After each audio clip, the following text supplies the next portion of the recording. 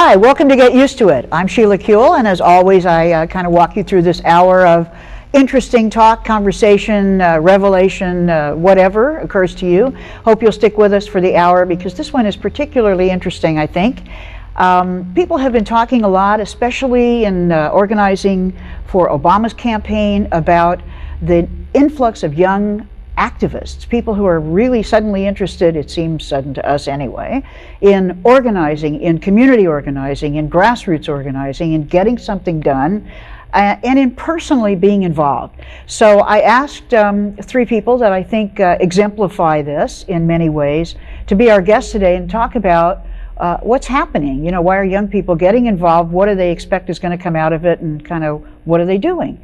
So I'd like you to meet my guests today. First is Mike I, who's co-founder of Equal Roots Coalition, which is a grassroots organization focused on coalition building action, that is, taking action to build coalition. Welcome, Mike. Oh, thank you. My next guest is Yardena Aaron. She's co-founder of the Here to Stay Coalition, which is a coalition of Black LGBTQ folks and their friends and family and allies working to end homophobia. Welcome, Yardena. Thank you.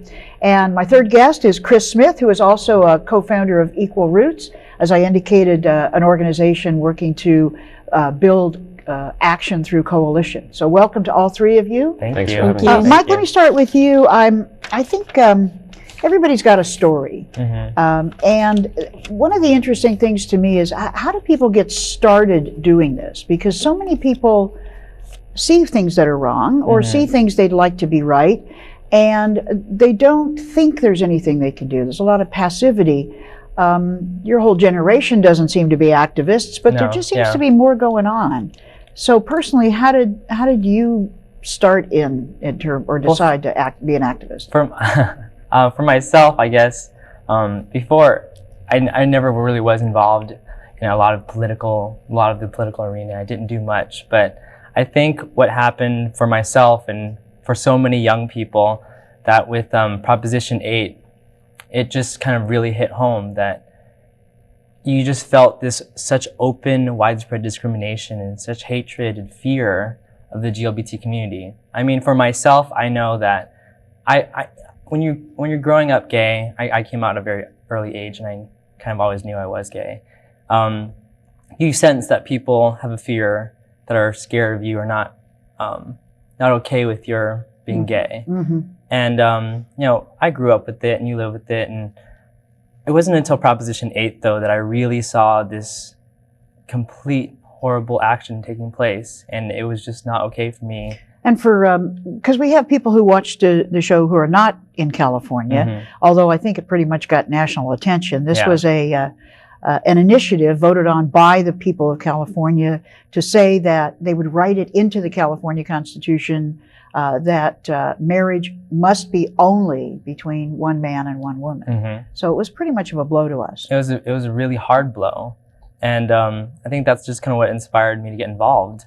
I just wanted to make a difference. So what'd you do to get involved? I mean, I think people also say, okay, I'm ready to get involved, but I don't know what to do.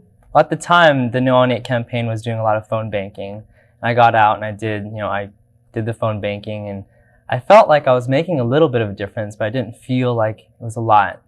And after November 4th, when Proposition 8 did go through, and when so many gay and lesbian people lost their rights across the nation, you just kind of saw that there needed to be something more that needed to be done. So myself and three of my friends, we co-founded Equal Roots, which is a grassroots organization focused on kind of coalescing the efforts of a lot of the different grassroots LGBT organizations' actions. After November 4th, there was a lot of people that were upset. You know, you saw that in the rallies and the protests. I remember the weekend after November 4th, there was this huge protest put on by FAIR. It was about 10 to 15,000 people in Los Angeles just marching in anger and frustration. And, you know, you saw this movement happening, you felt it, and you were part of it, you were marching in it. And, you know, that's what's been happening since, just people getting together, fighting for what's right. So, but were you active in high school and stuff? I mean, was this... Not at all, no. This is not your necessarily your through line in life. I went to school and I graduated with economics and accounting, so far from the political arena. But I mean, I guess that's just a testament that anyone can get involved. I mean, you don't have to be a politico or know the ins and outs of everything that is politics. I just felt like I was one person who was around a lot of people that wanted to make a difference and change things, and we just got together and did something. So your friends, do they think this is weird, or are they kind of in it with you, or do you see people more involved in a lot of different stuff in your generation? I think a lot of us are, we're the generation that we have ADD. We like to do a lot of things, so. Yeah, I can watch how you're on 7 different technologies at the same time. Yeah, absolutely. I mean, all my friends, of course, they're involved in what I do, but I'm involved in what they do. It's just kind of sharing our ideas and sharing what we want to be involved in. So are they involved in other kinds of activism? Were they involved in the presidential stuff? Yeah. So Barack Obama, he had an incredible campaign that kind of invigorated young people. I think that's also another reason why I was so inspired to just get involved.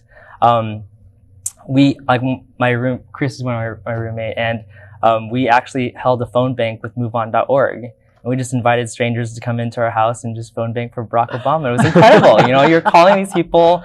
We were calling like Virginia and McLean, Virginia, I think, or McLean, Virginia.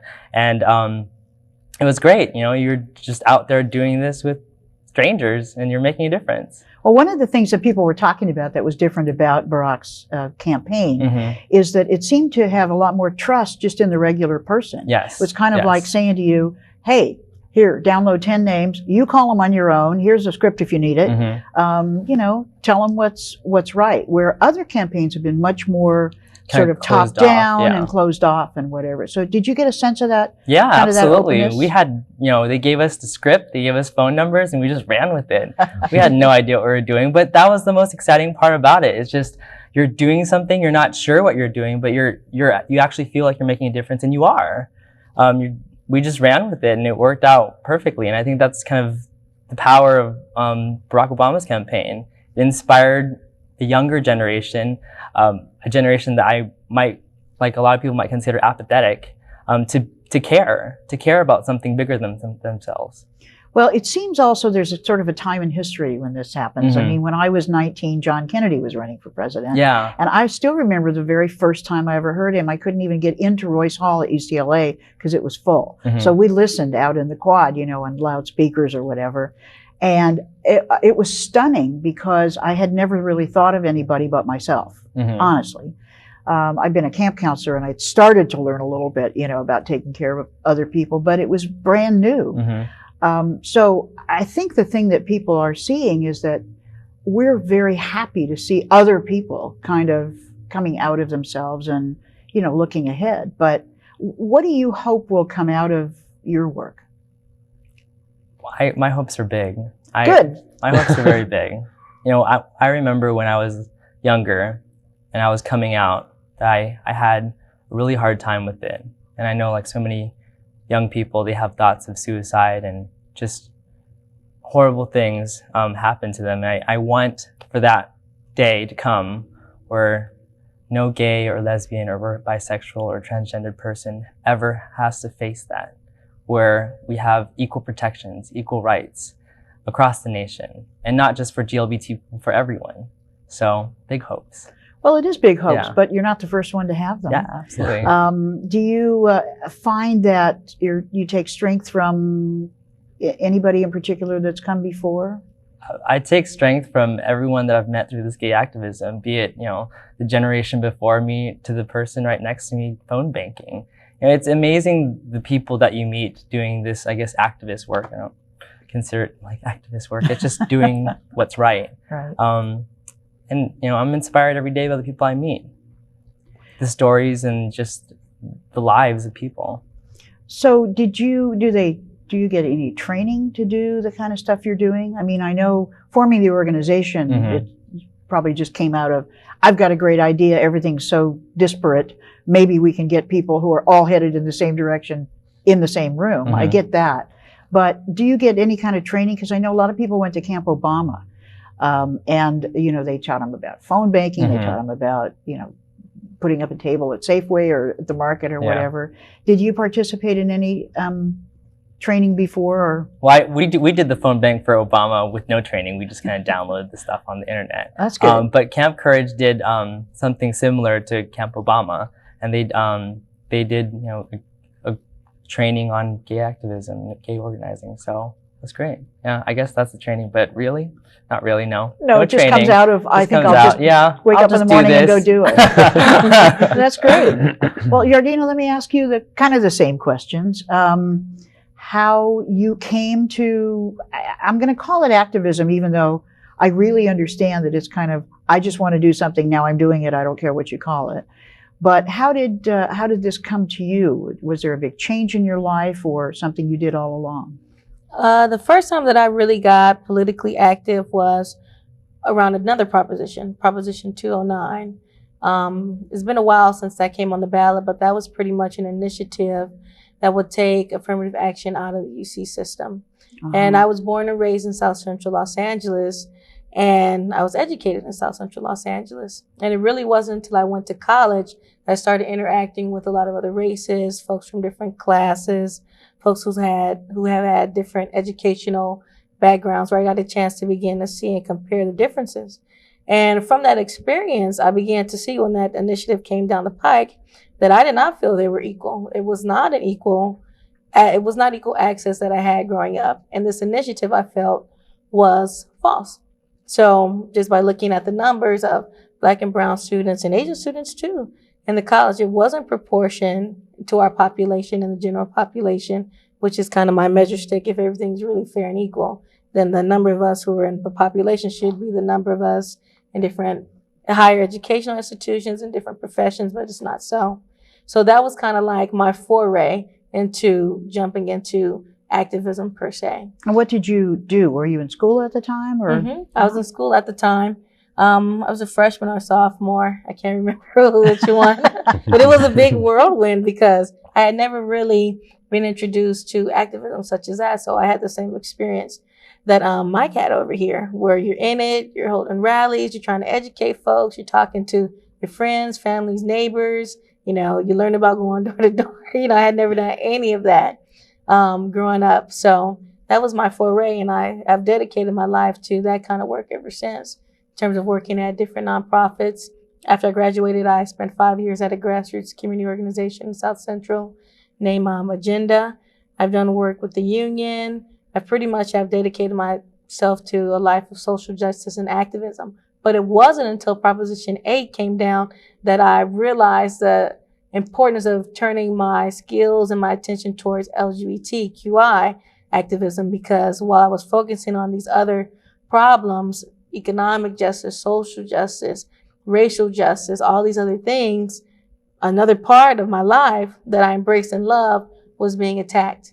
And so that's where my friend and I, pretty much after this proposition passed, because we did a little bit of volunteer work for No on 8 too, knew that something more had to be done. And our focus became in the Black community. We knew that there's a particular work there that needs to be done, and we felt called to do it. So it's out of that we joined our predecessors, because there have been great activists already doing work and holding us up in the Black community and beyond. So we wanted to join them on the front lines in our community to help make change there. Tell me a little about the organization that you're working with now. Okay, so we created Here to Stay November 20th, a couple weeks after we got caught up in the activism.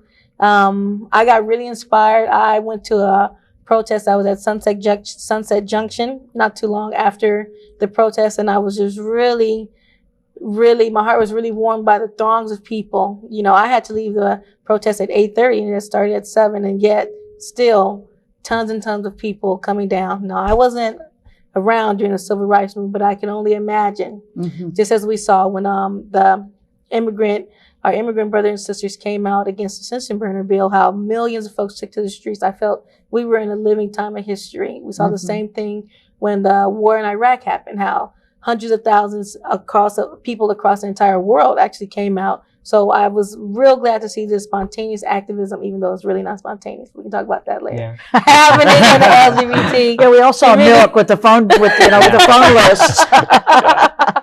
And so from there, we knew that this is great. It's happening in different communities. We began, I would tune in sometimes to the right-wing radio, and they would begin to say things like, oh, they'll do it over here. They'll do it in West Hollywood. Like gay people only live in West Hollywood, but they won't do it over here. And I'm like, well, I'm from here. I'm from South Central, born, raised, educated, still live in South Central. Of course, I'm from this community. Why can't we go out and show our faces? Why can't we come out? I love your signs here. Why can't we come out in our own community? We felt the need and the call to do that. But it takes a lot of courage. Right. Because it's true, there's a lot to lose. But our goal is to show folks that there is also a lot to gain. So what kind of actions are you guys taking sort of currently, or have you taken in the community? On November 23rd, we had a protest going up Crenshaw Boulevard, starting in Leimert Park, the heart and soul of Black LA. So we took to the streets. There were 200 of us who gathered in the park, walked up Crenshaw, shouting equality for all, equality now, all these Black faces. And it was a shock to the community because that was a first ever event. It had never happened, going up and coming back. And so that was a huge success. So we got mixed reactions, but we all know that for us announcers that we have to come out. We will never get a different reaction if we never come out. And then we also had a historic walk in the MLK Day Parade on January 19th a couple of weeks ago under the banner of Black, Gay, and Here to Stay. So we worked on that in coalition with the Barbara Jordan Baird Rustin Coalition and the National Black Justice Coalition. So we teamed up and we took that walk in the parade. So that was, our predecessors have done it before, but it was time for us to revive that effort and to walk under the banner saying, it literally said Black, gay, and lavender. And Here to Stay in Black, green, and red.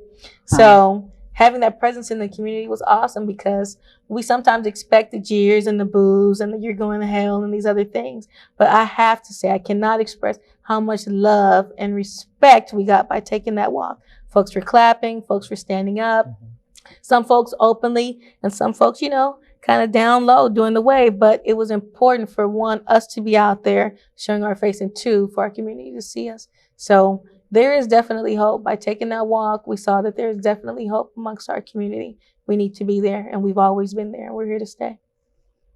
That's so cool. So what do you hope for in terms of the outcome of, of your work? For our work, I too have high hopes. And my hope is one of more safety. So I don't necessarily feel that in the end, everyone will like us.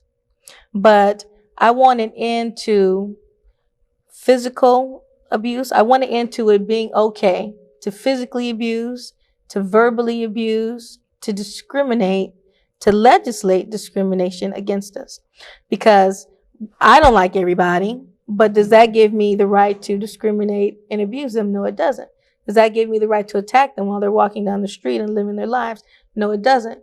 So I'm calling for the same respect to happen for our community. And so I feel that that's a level that we all can get to. And the work by predecessors has been great because we've come far. And they've gotten us very far, but it's now time for us to learn and work together to see in this next generation that we're living in how much further we can take it. But that's my ultimate hope for safety, for every person to be able to come out and know that they'll be okay in their own community. Very good. Very good. Gives me a lot of hope. Well, Chris, how about you? You've heard the questions. I'm sure I don't have to say them again, but we're interested in kind of how did this start for you? Because it seems like there's a point in everybody's life where they're kind of a little kind of passive. I'm not sure I can do anything. My friends don't think it's cool if we do anything. And then suddenly, it feels like suddenly, we're kind of in it. Something gets us. What happened with you? For me, it was a similar experience to both of theirs, but obviously a little bit different. Excuse me. I would say that it was the passage of Prop 8 is the ignition. But I had co-founded a group called the Student Coalition for Marriage Equality at UCLA, with a couple of friends who asked me to be the treasurer. And I did, because I took those econ and accounting classes. But that's as close as I really got to activism per se. And I think we're all part of a generation where we've been told that we can be whoever we want to be. And I think that a lot of people feel in analyzing our generation, that's led to a sense of entitlement, or a sense that I want to be CEO tomorrow, for example. And I think that on the flip side of that conversation, you have to acknowledge that there's a lot of information that we're gathering about who we want to be and options and stuff. And for me personally, it was that I've learned somewhat about my history as an LGBT individual, as a community, but nothing's really activated me in a profound way, the way that HIV had activated so many before us, or other LGBT issues. So Prop 8 was my LGBT issue. And once it passed, it was very clear that, you know, it was wrong and it's crossed the line and I needed to do something personally. And that, you know, be it Prop 8 passing or not passing, having to do that, I'm glad it happened in a way. So what did you do? So what I did November 5th. On November 5th, I called in to work on November 4th and told them I wouldn't be in until late on November 5th because I was having a hard time coming to grips with it. And everybody at work understood, and that was fine. And on November 5th, I went out into the streets with everybody, and it was chaotic and fun and amazing to see all of the people who, regardless of their background, in any way you can define background, everybody was there at the same moment to share their frustration, anger, love, everything. So it was very high emotions, and I'm so glad I had the opportunity to be a part of history in that way, because I think it's something that you only get maybe once in a lifetime. So then what? Because there were a lot of people out on the streets who went home, went back to work, you know, felt depressed. We were all kind of weeping, and I was really glad I had a job to go to, frankly, because it would have been incredibly depressing after we passed the marriage statute twice in California, and had and it was vetoed. So what did you? I mean, not everybody did something. What was it that made you want to do something? You know, that's a really good point. Not everybody did something. And maybe they went to a rally, but they didn't decide to start an organization like Here to Stay or Equal Roots Coalition. But I think for me personally, I've always wanted to work with my friends in a way. And I have amazing friends, and I've been blessed with amazing friends like Mike and Sarah and Matt. And I think for me, it was this opportunity to work with my friends for a positive cause that I knew was the right thing to do. And so I think that really struck me when Matt called me and was like, we need to hold a conference for the LGBT community. And then we're like, wait, what? How are we going to do that? But we did it, you know? And so it was the idea that you can work with your friends for positive change, and that, you know, another example of something maybe once in a lifetime you get to do. So do you have any good examples of people who came before, who have been on fire like this, who have loved to work for something and have become CEOs of anything? Because if you do, I need to know about them. I don't. One of the things that happens, and I guess I want to, after when we're talking, remind me, I want to talk about joy, because this is a very familiar thing to me and a lot of people who've been on the show, where something happens to you and you, just like you, Yardina, you say, I just need to work in an organization that's doing something, I care about. So it does start you a little bit on a path. Does that worry you? It, to be honest, it kind of does worry me a little bit because, I work at a consulting firm in my day job. And when I'm not a host of a show or the guest of a show. But, statistics that we find in my consulting job is that Gen Y and younger generations are going to have an increasing number of jobs throughout their lives. So, I feel like I'm trying to stay stable in my life that pays me to do something, but I'm also trying to grow in an arena that doesn't pay me, and I can't pay bills with our activism. But I get so much value out of each, I can't really trade it right now. I can't substitute it right now. So to an extent, you're right, it worries me. But I think we're doing the right thing. And if somebody has a problem with that, either at my job, or somebody has a problem in activism with the fact that I have a job, they need to learn about the new way, the new order of having multiple jobs. Get used to it. Yeah, get used to it. Yeah, exactly. So what do you see or hope for in terms of future that will come out of your involvements? I thought that both of the points were really profound that Mike and Yardina made, but I would see additionally the acceptance, like a profound acceptance of the LGBT community.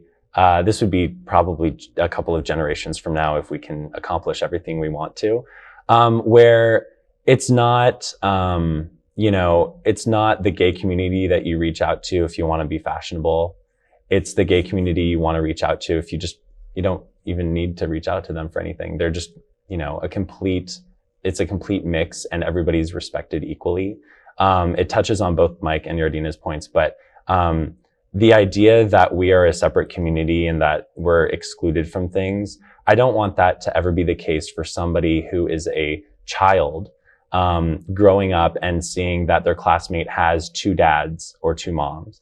I want that to be so cohesive as a story of like the American experience that it's not even a second thought. So we're a part of history, and hopefully we can iron out, the rough edges that we're experiencing right now. But I want it to be normal to be LGBT. But you see it more like a salad, right? Than a whatever they used to say, a melting pot. Yeah, it's definitely a salad. The metaphors are hard because there's no one right way to describe America or the world or all of the different experiences that people have. But all I can say is that when you try to exclude or define via stereotypes or any way, legislatively or socially or economically, you get into some really rough territory where you can't always have solid footing. So I'd like us all to be a salad if that's what it is. Well, let me ask you all 3. And I mean, I don't want to keep sort of asking you. Let's have a conversation kind of about these themes. Yeah. In terms of sort of the blessings or the joy, or before we get into the barriers, the family approve? Are you glad you're doing this? Is there something that creeps in that makes you not glad you're doing it? I don't even know what the question means, but somebody could grab it. Is there joy in this work that we do? Absolutely. There's so much joy in this. I get so excited doing this gay activist work. You meet the most incredible people, and you feel like you're part of something bigger, and that is powerful. Just doing something that's not completely selfish, that's not just about you. You're doing something to create change that is that's going to be a part of history. And that is incredible. That's where I find the joy. And absolutely, there's joy in this. Well, I've got mixed reactions. Because a lot of times I do feel very joyful and grateful over the work, because even though it's only been kind of like a couple months since November, a lot has happened. It's, I've had some past experiences, with violence. And for me, just coming out and being more out has opened me up to, whether you want to call it ridicule or hostility, well, let's call it what it is. Mm-hmm. Both. Threats of folks putting in, exuding physical violence over me. All that has happened by being out and coming out. So there is, like I said before, there's definitely a cost to be paid for being out. But I've also begun to experience the benefits, just the love and, like Mike was saying, meeting new people, making new friends, feeling more connected to, within my own community, within the larger extended community. Growing a larger community has really been a point of joy for me. I felt so good that it even gave me strength. I went out and came out to my brothers, because I had been out to my parents, my sister, my favorite cousins, my favorite family members. But right before that parade, I woke up Sunday morning. The parade was on a Monday. And I had a knowing with them. It's like, it's time to go tell your brothers. Mm-hmm. So I'm not even sure if something like that would have happened if I hadn't felt connected, felt reaffirmed and reassured and part of a larger community, and that what we were doing was right, and that it was time to come out in all spaces. So it's been a mixed bag for me, but it's worth the trouble. and the work has to go forward. Absolutely. I remember when after November 4th happened, I sat down with my family. I went down to see them, and some of my close family members voted yes on 8, and it killed me. And we had discussions beforehand, and I tried to change their minds. And there are times where it's not joyful. There's definite pain in this. I mean, it's Proposition 8 stripped our community of a right that we so deserve to have. And absolutely, I completely agree with you. It's hard sometimes. And there's a lot of work involved too in gay activism. You don't sleep. Yeah. Any kind of activism. Yeah. And for me personally, I'm from South Orange County originally, Dana Point. And I think it was less about my family, because my family is very supportive. Me being an activist and me being gay and all of the above. It was more about my friends and people that I've gone to school with and that kind of thing, with the cultural change that needs to happen in a culture, not just South Orange County, but that's a good example, where you're not exposed to all the different perspectives that you're exposed to when you try something new, when you get out of your routine and daily habit. So I think for me, it's a challenge. The challenge is, how do I educate my friends, and how do I educate those who aren't necessarily, against you? They're not necessarily, no, I mean, they're not necessarily against me, but they're not necessarily for me. Like they might need to mull it over a bit. When, for us, it's pretty clear what needs to happen. We can go issue by issue, law by law. But there's a social and cultural change that needs to happen too. And I think I'm primed for that. I think that's what activism is actually for. Yeah. Because I was an activist and then a legislator, and legislators, that's our job, is to make law. And it took me 5 years to get the gay student protection bill through, because there were a lot of people that just didn't want to vote for it. Even people that had gay sons, had, lesbian sisters who were in the legislature. And there's just a lot of sort of barriers to it. But even getting the law through didn't mean it was going to be enforced. We go school by school, and it really kind of is door to door and person by person.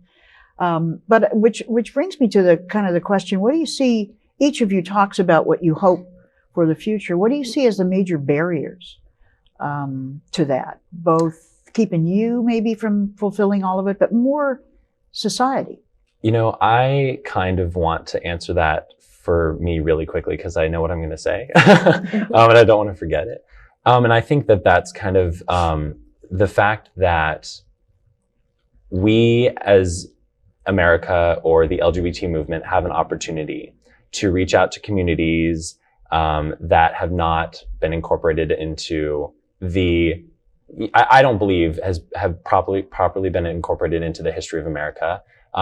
Asian Americans, Latinos, African Americans, all of the ethnic minorities, just as a start. And I think that the barrier is to get them engaged in a way that they haven't been before, and that we have the opportunity as LGBT and allies to do that in a way that we haven't before really thought about. I haven't thought about. We are LGBT in the African American space, in the Asian American space, Latino, American, Native American space. So we can use all of that, power and prowess to try to unite America. And that would be, it's a huge barrier. It's maybe not a new idea, but we have energy, and we're here, and we're new, and we're ready to, try to do that kind of outreach. I think a big barrier right now, in my mind, is just how the economy is. And it's hard for people to think about gay rights when they can't feed their own family, when they don't have a job, and that's a very real fear. So, a barrier, is it? My fear, though, is that people will forget about gay rights because they're so concerned about the economy, and it shouldn't be one issue doesn't affect the other, because there are gay families that can't feed their families, you know? Right. So, I mean, I think there's opportunity for America to learn, you know, to change. We're going to change the economy. We're going to change how civil rights are. So, in some ways, I think a barrier, and I think it's one we can surmount, that we can overcome, is figuring out how to have those one-on-one conversations.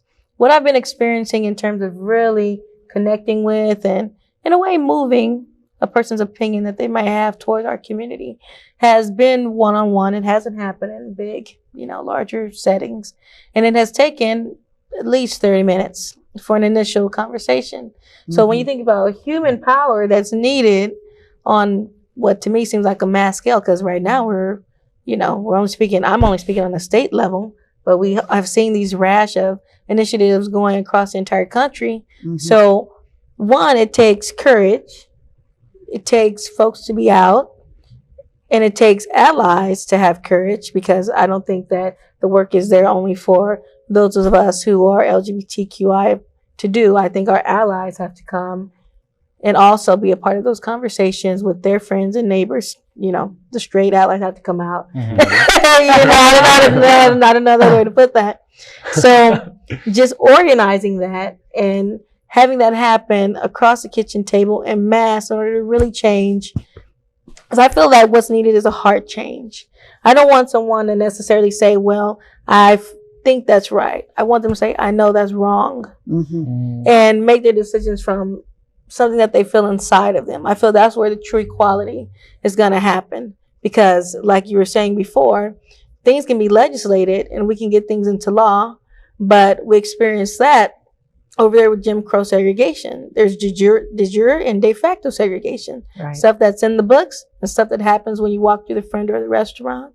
So what we want to change is what happens in our real life day-to-day experience. And my experience has been that it's more that one-on-one, that conversation, and just trying to figure out how to have that on a larger scale in our churches, because the Black church is a huge institution in our community. How do we rouse and bring out our religious allies? Because they are there. In this work, in these last 2.5 months, they are there. I didn't know it. I didn't really feel them. But this process has also shown me that we have friends in a lot of different places. So how do we come together and organize across to really build that movement to help change the hearts and minds of the people?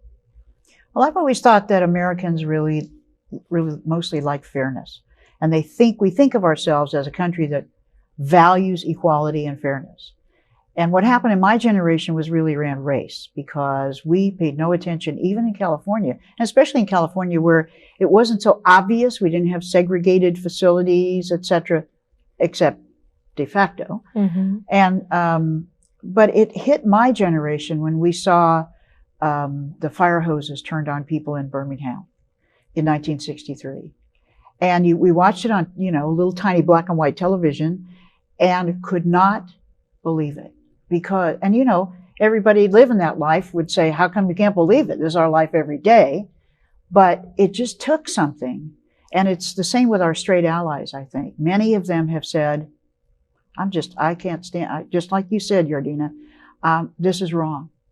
And I think that change is what really does it. Because the country has always been divided up into layers where we say, well, I don't like all these racial barriers and whatever. And yet we have Black communities, people all living together, because not only by choice, or Latino communities, etc. So we have our identities and we start our activism in that area, but then we find allies, and it turns out to be very much the same in different communities. And it's the same with really old people who have certain experiences, elder abuse and that kind of discrimination.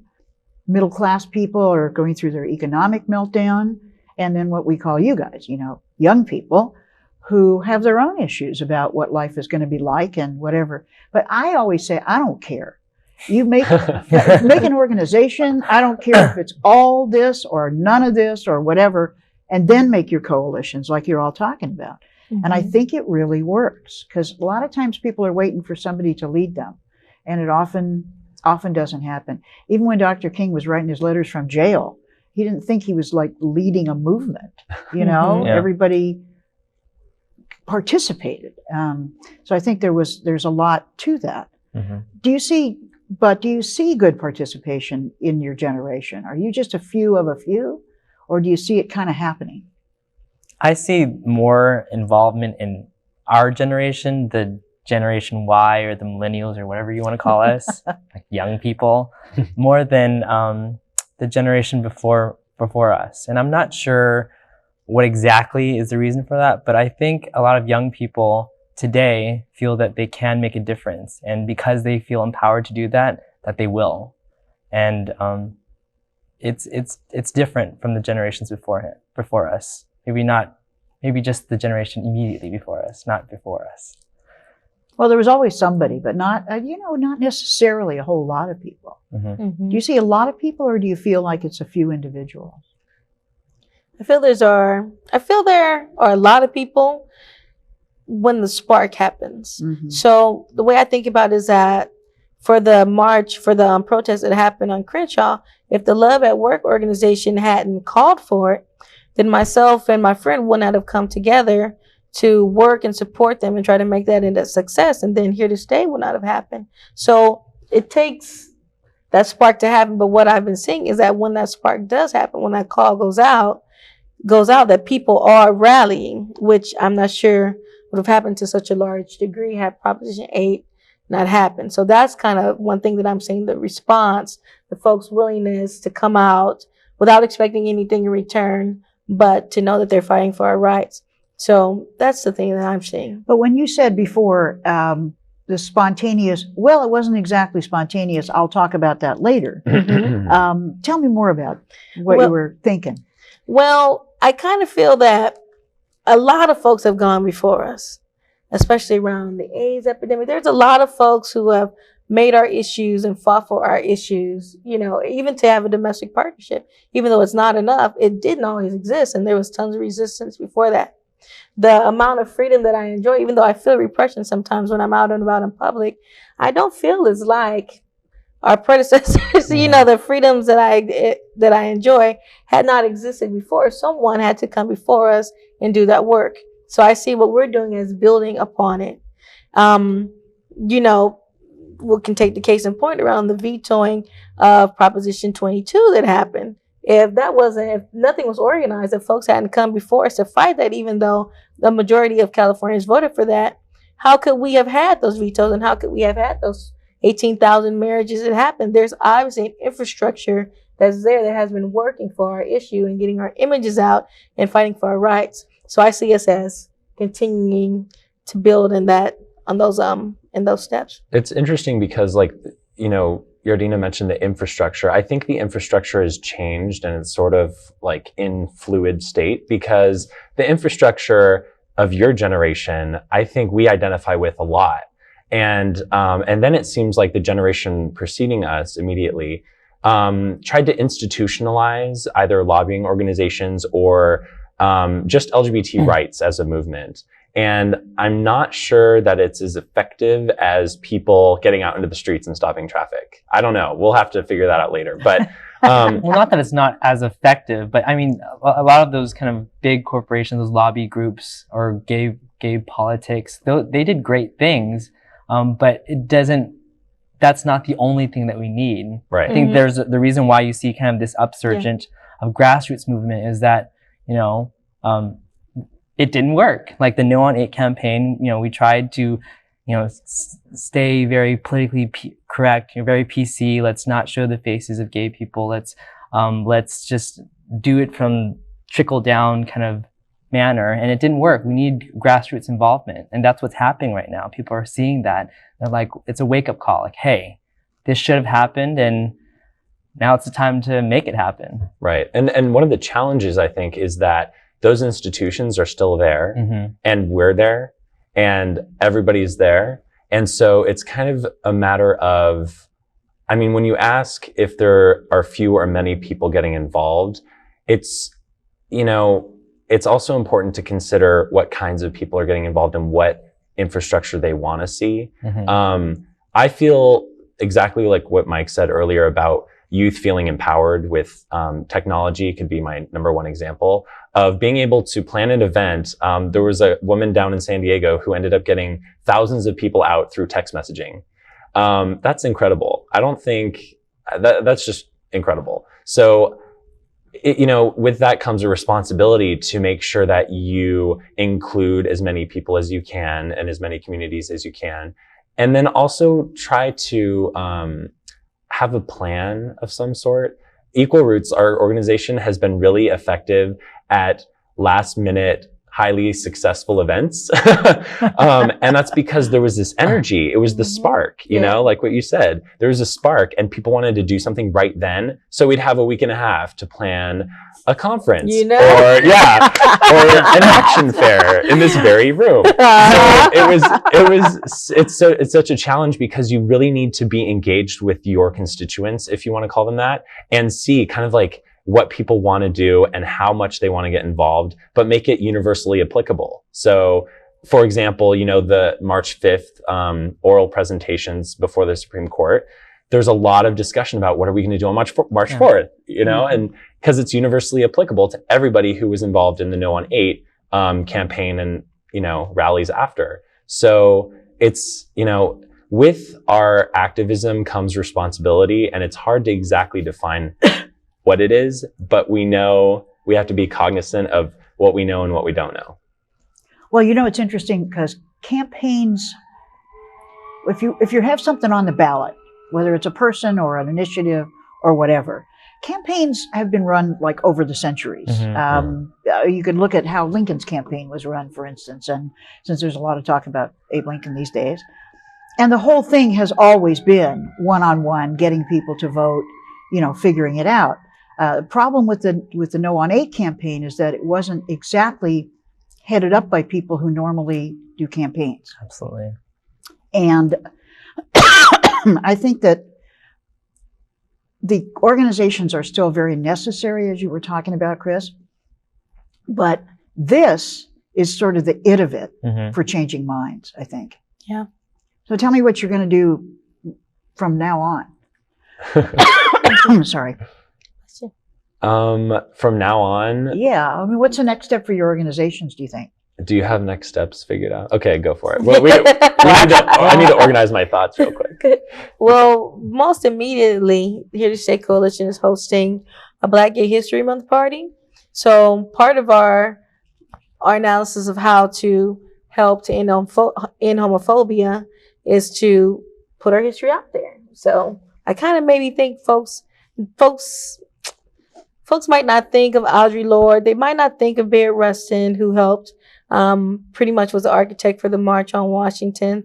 They're not thinking about Barbara Jordan. They're not thinking about these folks who are integral and recognized as leaders. I'm speaking about Black history right now, who are recognized as leaders, but their sexuality, who they were in their essence, is not coupled with that, has been suppressed. Not thinking about James Baldwin. Every student is reading James Baldwin, usually in the public school system, because I had to read him too, but that part of who he wasn't brought out. And I know you have worked on, trying to make sure that was happening in our school system. So that suppression is something that we need to begin to work against. And so I have historically had a Black History Month party, but now we need to have a Black Gay History Month party. So that's the most immediate next thing that we're working on. But we have a whole host of things that we know we need to work on. We need to work with our churches. We need to work going door to door with folks, meeting folks in the community. We need to work across the table with other allies of different races, because, in any racism or any tensions there that may have come out, because we know that if it's not fixed, that's just going to become a weak point that anti-gay forces are going to use against us when it's time for us to get, they're going to do racial factions. We've seen it all before, historically wide. So we don't have a whole laid out plan. It's only been 2.5 months that we've been in existence, but we're doing strategic planning. We're trying to figure it out. And right now we're doing an education piece, like a History Month party. See, that's incredible, because education, I feel like, is the first step to kind of just changing people's hearts and minds. Because I genuinely believe that people don't want to hate us. They don't. It's just that they're maybe not educated enough. They don't understand this. They've never met a gay person. You know, it boggles me So today. they Or so they think. Right? Yeah, I know. We're out there. We work with you. We're around everywhere. It's incredible because education is what is going to change people. It's just going to change the hearts and minds. And it's also the point about the history, I think, is really important. I just listened to an NPR reporter who did an in-depth analysis of John Maynard Keynes about how Keynesian economic theory is the trend now, and all of these Keynesians are coming out of the woodwork when it was previously agreed upon that that's not the way to go for the American economy. But this guy, after presenting, you know, at least a 5-minute overview of John Maynard Keynes, getting pretty deep into his life, failed to mention that he was gay. Was he? Yeah. See? And he hung out with the Bloomsbury group and in London. And it's really interesting because in the 1,000-page biography that he purportedly read, it was never cited on this NPR station that he was gay. And I think that would, you know, as an econ major, at the least, I would appreciate, hey, there's a leader in my field who I can identify with. So that's amazing. And that's, I think, something we need to continue to do because, you know, frankly, I'm not as educated in LGBT history as I wish I were.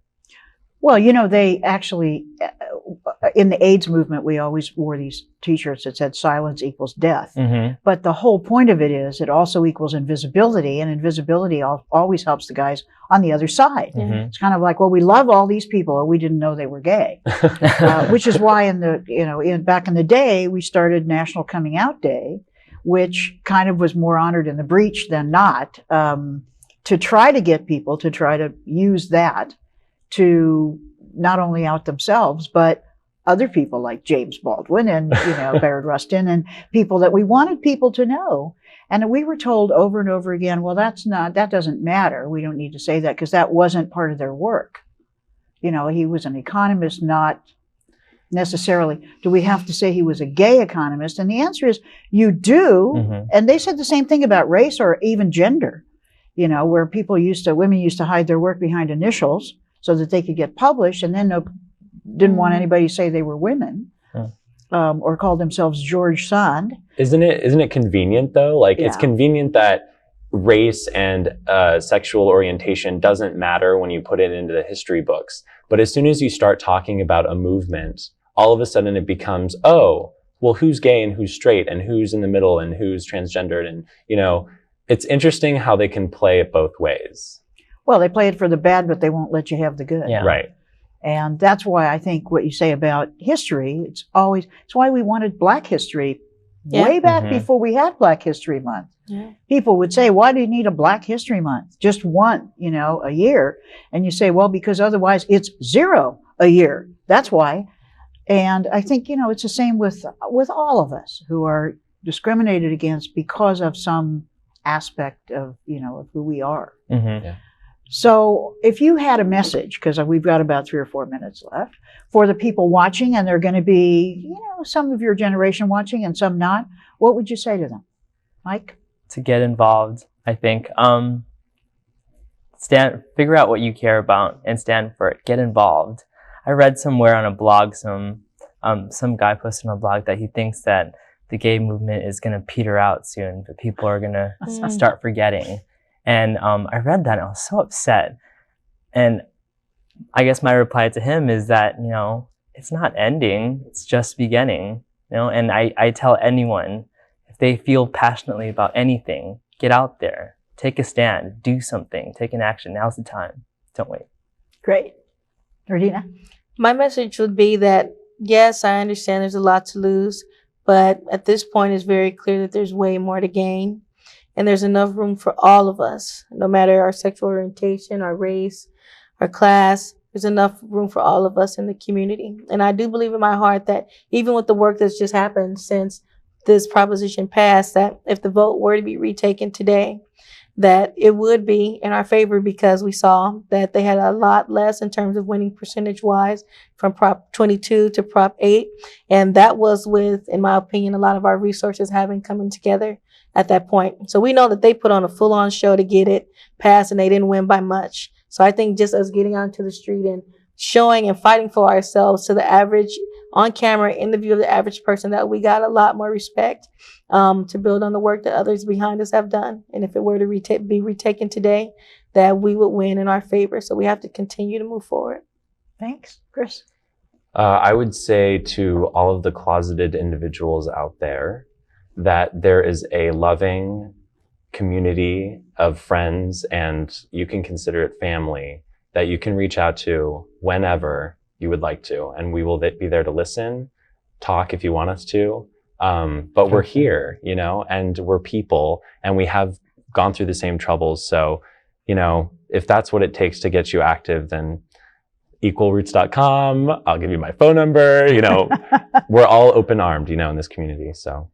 Well, we will be showing your websites, I think, as we run the credits for the show, so that everybody can find you and you can help them find, you know, other people. I want to say to you, thanks for watching. You know, this may be a new generation doing the work. They talked about other generations doing the work, talked about coming out, how important it is, what the joy is in being involved. So I hope you'll do it, and I hope you get used to it.